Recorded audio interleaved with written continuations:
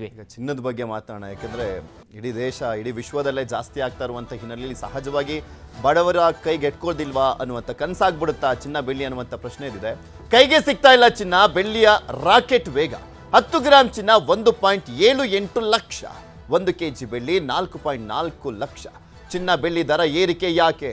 ಬೆಲೆ ಇಳಿಕೆ ಆಗುತ್ತಾ ಇಲ್ವಾ? ಚಿನ್ನ ಬೆಳ್ಳಿ ನಾಗಾಲೋಟ.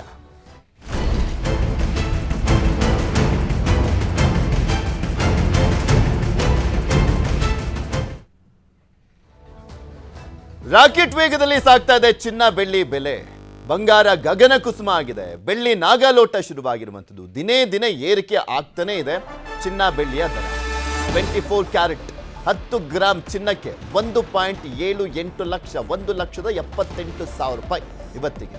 ಇನ್ನು 1 ಕೆಜಿ ಬೆಳ್ಳಿಯ ರೇಟ್ 4,40,000 ಆಗಿದೆ. ನಿನ್ನೆ 4 ಲಕ್ಷ ಇತ್ತು, ಇವತ್ತು ಮತ್ತೆ 40,000 ಜಾಸ್ತಿಯಾಗಿ 4,40,000 ಆಗಿದೆ.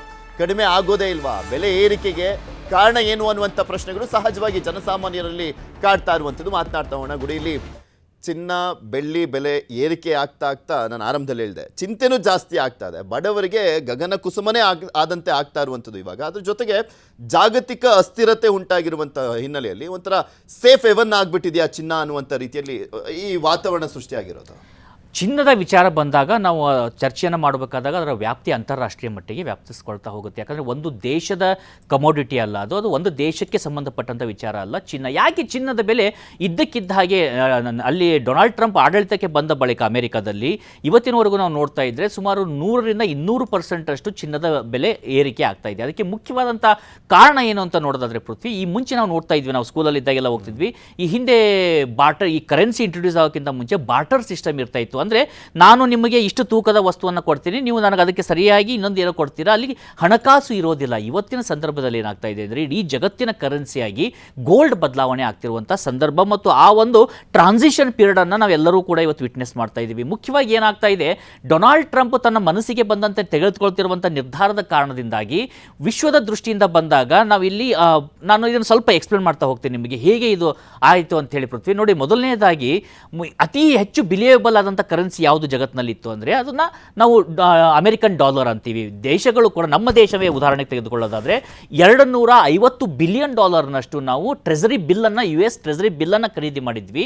ಕಾರಣ ಏನು ಅಂದರೆ ಆ ಒಂದು ಕರೆನ್ಸಿಯಲ್ಲಿ ಹಾಕಿಟ್ರೆ ನಮ್ಮ ಹಣ ಸೇಫ್ ಆಗಿರುತ್ತೆ, ನಮ್ಮ ಆಮೇಲೆ ಅಂತಾರಾಷ್ಟ್ರೀಯ ವಿನಿಮಯಕ್ಕೆ ವಿಚಾರಕ್ಕೆ ಬಂದಾಗಲೂ ಕೂಡ ನಮ್ಮ ಕರೆನ್ಸಿ ಸ್ಟ್ರಾಂಗ್ ಆಗುತ್ತೆ ಅನ್ನುವಂಥ ಉದ್ದೇಶದಿಂದ. ಆದರೆ ಕೇವಲ ಒಂದು ತಿಂಗಳಲ್ಲಿ ಭಾರತ $50 ಬಿಲಿಯನ್ US ಟ್ರೆಸರಿ ಬಿಲ್ಲನ್ನು ಮಾರಾಟ ಮಾಡಿ ಅದನ್ನು ಚಿನ್ನದಲ್ಲಿ ವಿನಿಯೋಗ ಮಾಡಿರುವಂಥದ್ದು, ಅಂದರೆ ಚಿನ್ನವನ್ನು ಖರೀದಿ ಮಾಡಿದೆ.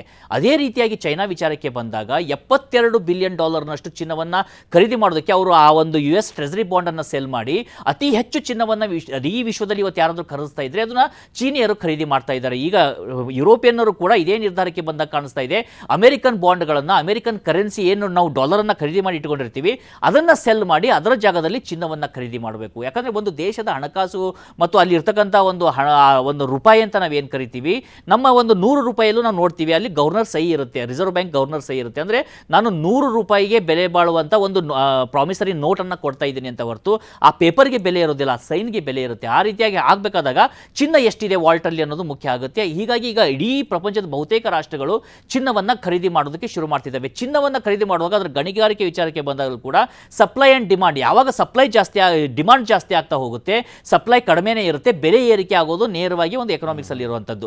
ಇದು ಒಂದು ಹಂತದಲ್ಲಿ ಬಂತು. ಇದಕ್ಕೆ ಕಾರಣ ಏನಂದರೆ ಉಕ್ರೇನ್ ರಷ್ಯಾ ವಾರ್ ಆಗುತ್ತಲ್ಲ, ಆ ಸಂದರ್ಭದಲ್ಲಿ ಸುಮಾರು $400 ಬಿಲಿಯನ್ US ಟ್ರೆಸರಿಯಲ್ಲಿ ರಷ್ಯಾ ಒಂದು ಇನ್ವೆಸ್ಟ್ ಮಾಡಿರುತ್ತೆ. ಜೊತೆಗೆ ಬೇರೆ ಬೇರೆ ದೇಶದಲ್ಲಿ ತನ್ನ ಗೋಲ್ಡನ್ನು ಇಟ್ಟಿರುತ್ತೆ. ಯಾವಾಗ ಯುದ್ಧವನ್ನು ನೀವು ನಿಲ್ಲಿಸಿ ಅಂತೇಳಿ ಅಮೆರಿಕ ಹೇಳುತ್ತೆ, ನಿಲ್ಲಿಸೋದಿಲ್ಲ ಅಂದಾಗ ನಿಮ್ಮ ಟ್ರೆಸರಿ ಬಾಂಡನ್ನು ನಾವು ನಿಮ್ಗೆ ಕೊಡೋದಿಲ್ಲ ಅಂತೇಳಿ ಅಮೆರಿಕ ನಿರ್ಧಾರ ಮಾಡಿಬಿಡುತ್ತೆ. ಆಗಲೇ ಇಡೀ ಪ್ರಪಂಚದ ಜನರಿಗೆ ಚಿಂತೆ ಶುರುವಾಗಿದ್ದು, ನಾಳೆ ನಮಗೂ ಅಮೆರಿಕ ಹೀಗೆ ಹೇಳಿಬಿಟ್ರೆ ನಮ್ಮ ದುಡ್ಡನ್ನು ಅವ್ರ ಹತ್ರ ಇಟ್ಟಿದ್ದೀವಿ, ಅವರ ಬಿಲ್ಲನ್ನು ನಾವು ತೆಗೆದುಕೊಂಡಿದ್ದೀವಿ, ನಮ್ಮ ದುಡ್ಡು ನಮಗೆ ಬರದೇ ಇದ್ರೆ ಏನು ಅಂತೇಳಿ ಆ ಒಂದು ವಿಚಾರಕ್ಕೆ ಸಂಬಂಧಪಟ್ಟ ಹಾಗೆ ತಮ್ಮ ಹಣಕಾಸು ವಿಚಾರಕ್ಕೆ ನೋಡಿದಾಗ ಚಿನ್ನ ಖರೀದಿ ಹೆಚ್ಚಾಗ್ತಾ ಇದೆ. ಯಾವಾಗ ಸರ್ಕಾರಗಳು ಚಿನ್ನವನ್ನು ಖರೀದಿ ಮಾಡೋದಕ್ಕೆ ಶುರು ಮಾಡ್ತವೆ, ಸಹಜವಾಗಿ ಬೆಲೆ ಏರಿಕೆ ಆಗ್ತಾ ಹೋಗುತ್ತೆ. ಇವತ್ತು ಇಡೀ ವಿಶ್ವದಂತ ಗೋಲ್ಡ್ ಟ್ರಾನ್ಸಿಷನ್ ಏನಿದೆ, ಆ ಗೋಲ್ಡ್ ಮತ್ತು ಡಾಲರ್ ಟ್ರಾನ್ಸಿಷನ್ ಏನಿದೆ, ಗೋಲ್ಡ್ ಯಾವಾಗ ಇಂಟರ್ನ್ಯಾಷನಲ್ ಕರೆನ್ಸಿ ಆಗುವಂಥ ಹಂತಕ್ಕೆ ನಾವು ಬರ್ತಾ ಇದ್ದೀವಿ, ಆ ಒಂದು ಸಂದರ್ಭದಲ್ಲಿ ಇನ್ನೂ ಬೆಲೆ ಏರಿಕೆ ಆಗುತ್ತೆ. ಈ 2 ಲಕ್ಷ ಮಾತ್ರ ಅಲ್ಲ, 3ರಿಂದ 4 ಲಕ್ಷದವರೆಗೂ ಕೂಡ 10 ಗ್ರಾಮ್ ಗೋಲ್ಡ್ ಹೋಗುವಂಥ ಸಾಧ್ಯತೆಗಳಿದ್ದಾವೆ. ಆದರೆ ಬೆಳ್ಳಿ ವಿಚಾರಕ್ಕೆ ಬಂದಾಗ ನಮ್ಗೆಲ್ಲರಿಗೂ ಗೊತ್ತಿರೋ ಹಾಗೆ ಬೆಳ್ಳಿ ಲೋಹವಾಗಿ ಸಿಗೋದಿಲ್ಲ, ಅದನ್ನು ಸಿದ್ಧ ಮಾಡಬೇಕಾಗುತ್ತೆ. ಯಾವಾಗ ಇಲ್ಲಿ ಡಯೋಡ್ ಅಂದರೆ ಎಲೆಕ್ಟ್ರಾನಿಕ್ ಗೂಡ್ಸ್ ಕಂಪನಿಗಳು ಜಾಸ್ತಿ ಆಗ್ತಾ ಇದ್ದಾವೆ. ಈಗ ನಾವು ಒಪ್ಪಂದವನ್ನು ನೋಡಿದ್ವಿ, FTA ಅನ್ನು ನೋಡಿದಾಗಲೂ ಕೂಡ ಅತಿ ಹೆಚ್ಚು ಚಿಪ್ ಅನ್ನ ಇವತ್ತು ಭಾರತ ಸಿದ್ಧ ಮಾಡೋದಕ್ಕೆ ಪ್ರಯತ್ನ ಮಾಡ್ತಾ ಇದೆ. ಚೈನಾ, ವಿಯೆಟ್ನಾಂ ಇರ್ಬೋದು, ಅಂದರೆ ಅತಿ ಹೆಚ್ಚು ಎಲೆಕ್ಟ್ರಾನಿಕ್ಸ್ ಗೂಡ್ಸ್ಗಳ ಪ್ರೊಡಕ್ಷನ್ ಜಾಸ್ತಿ ಆದಾಗೆ ಅದರಲ್ಲಿ ಬೆಳ್ಳಿಯನ್ನು ಬಳಕೆ ಜಾಸ್ತಿ ಮಾಡ್ಕೊಳ್ಳಲಾಗುತ್ತೆ.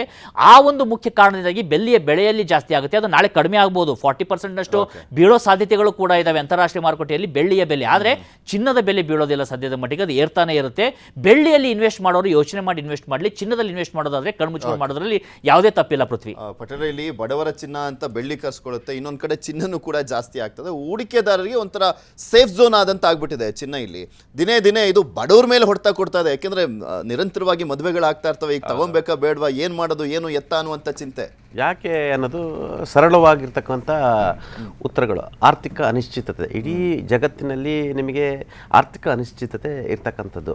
ನಿಮಗೆ ತಲಾಯದಗಳು ಕಡಿಮೆ ಆಗ್ತಿದೆ, ದೇಶಗಳು ಸಾಲಗಳನ್ನು ಸಿಕ್ಕಾಬಟ್ಟೆಯನ್ನು ಮಾಡ್ತಿರ್ತಕ್ಕಂಥದ್ದು, ಮತ್ತು ಕೇಂದ್ರದ ಬ್ಯಾಂಕ್ಗಳಿಂದಲೂ ಕೂಡ ಚಿನ್ನವನ್ನು ಖರೀದಿ ಮಾಡ್ತಿರ್ತಕ್ಕಂಥದ್ದು, ಭದ್ರತಾ ಠೇವಣಿಯ ಕೂಡ ಈಗ ಚಿನ್ನವನ್ನೇ ಇಡ್ಸ್ಕೊಳ್ತಿರ್ತಕ್ಕಂಥದ್ದು, ಮತ್ತು ವಿದೇಶಿ ವಿನಿಮಯ ವ್ಯವಹಾರಕ್ಕೆ ಚಿನ್ನಕ್ಕೆ ಹೆಚ್ಚು ಆದ್ಯತೆ ಇರ್ತಕ್ಕಂಥ, ಇಡೀ ಜಗತ್ತಿನಲ್ಲಿ ಚಿನ್ನಕ್ಕೆ ಹೆಚ್ಚು ಆದ್ಯತೆ ಇರ್ತಕ್ಕಂಥದ್ದು, ಮತ್ತು ಸಣ್ಣ ಪುಟ್ಟ ಬ್ಯಾಂಕ್ಗಳಿಂದಲೂ ಕೂಡ ಚಿನ್ನಕ್ಕೆ ಹೆಚ್ಚು ಬೇಡಿಕೆ ಇರ್ತಕ್ಕಂಥದ್ದು. ಮತ್ತು ನಿಮಗೆ ಚಿನ್ನದ ಹೂಡಿಕೆ ಮೇಲೆ ಹೆಚ್ಚಳ ಆಗ್ತಿದೆ. ಷೇರು ಮಾರುಕಟ್ಟೆಗಿಂತ ಚಿನ್ನದ ಹೂಡಿಕೆ ಹೆಚ್ಚು ಲಾಭಗಳು ಬರ್ತಿರ್ತಕ್ಕ. ಹಾಗಾಗಿ ಜನರ ಆಲೋಚನೆ ಮತ್ತು ಅವರ ಇನ್ವೆಸ್ಟ್ಮೆಂಟ್ ಕೂಡ ಚಿನ್ನಕ್ಕೆ ಹೋಗ್ತಿರ್ತಕ್ಕಂಥದ್ದು. ನಿಮಗೆ ಚಿನ್ನದ ಮೇಲೆ ಯಾವಾಗೆಲ್ಲ ಹೂಡಿಕೆ ಮಾಡಿದರೆ ಆ ಸಂದರ್ಭದಲ್ಲಿ ಎಲ್ಲ ಸಂದರ್ಭದಲ್ಲೂ ಕೂಡ ಲಾಭದಾಯಕ ಆಗಿರ್ತಕ್ಕಂಥದ್ದು. ಮತ್ತು ನಿಮಗೆ ಹೂಡಿಕೆ ಹಣ ಇದೆಯಲ್ಲ, ಮೋಸ ಆಗಲ್ಲ. ಚಿನ್ನಕ್ಕೆ ಹೂಡಿಕೆ ಮಾಡಿದೆ ಅದು ಮೋಸ ಆಗಲ್ಲ ಎಂಬ ಜನಸಾಮಾನ್ಯರ ನಂಬಿಕೆ ಇರ್ತಕ್ಕಂಥದ್ದು.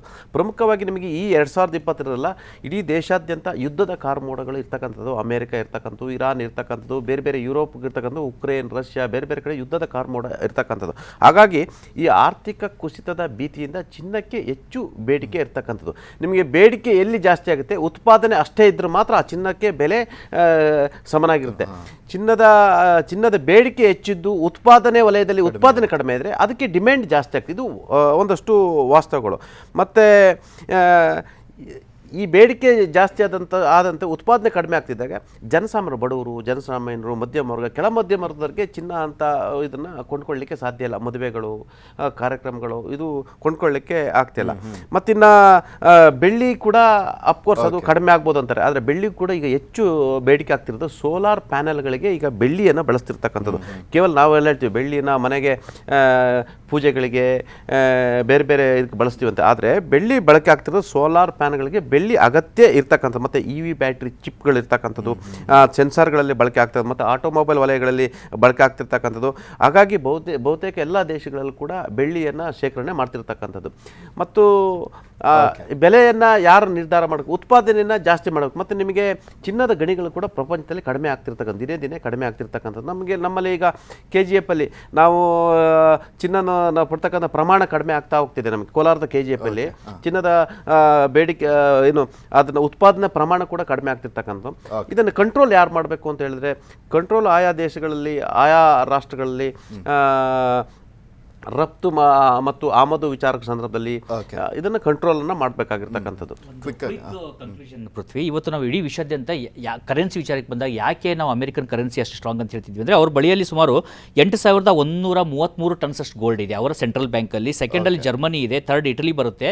ಆದರೆ ಒಂದು ಆಶ್ಚರ್ಯದ ವಿಚಾರ ಮತ್ತು ಒಂದು ಸಮಾಧಾನದ ವಿಚಾರ ಏನಂದರೆ, ಭಾರತದ ಗೃಹಿಣಿಯರ ಬಳಿಯಲ್ಲಿ ಅಮೆರಿಕದ ಸೆಂಟ್ರಲ್ ಬ್ಯಾಂಕ್ನಲ್ಲಿ ಎಷ್ಟು ಚಿನ್ನ ಇದೆಯೋ 8,000 ಟನ್ಗಿಂತ ಅಧಿಕ, ಅದರ 4 ಪಟ್ಟು ಚಿನ್ನ ಭಾರತೀಯರ ಮನೆಯಲ್ಲಿರುವಂಥದ್ದು. ಒಂದು ರೀತಿಯಿಂದ ನೋಡಿದರೆ ಚಿನ್ನ ಅತಿ ಹೆಚ್ಚು ಎಲ್ಲಿದೆ ಅಂದರೆ ಭಾರತದಲ್ಲೇ ಇದೆ. ಹೀಗಾಗಿ ಅಗತ್ಯ ಬಂದರೆ ಭಾರತ ಚಿನ್ನದ ವಿಚಾರದಲ್ಲೂ ಕೂಡ ಅಮೆರಿಕವನ್ನು ಹಿಂದೆ ಹಾಕೋದ್ರಲ್ಲಿ ಇರೋ ಕುತೂಹಲ ಅಂದರೆ 1ನೇ ತಾರೀಕು ಬಜೆಟ್ ಮಂಡಿಸ್ತಾ ಇದಾರಲ್ಲ, ಅದರಲ್ಲಿ ಏನಾದರೂ ಒಂದು ಸ್ವಲ್ಪ ರಿಲೀಫ್ ಸಿಗುತ್ತಾ ಅನ್ನುವಂಥದ್ದು ಕಾದು ನೋಡ್ತಾ ಇದ್ದಾರೆ. ಕಾದು ನೋಡೋಣ ಏನಾಗುತ್ತೆ ಅನ್ನುವಂಥದ್ರ ಬಗ್ಗೆ. ಧನ್ಯವಾದ ಗುಡಿ ಆಗಿ ಪಟ್ಟರೆ ಇಷ್ಟೊಂದು ಜಾಯ್ನ್ ಆಗಿ ವಿಶ್ಲೇಷಣೆ ಮಾಡಿದ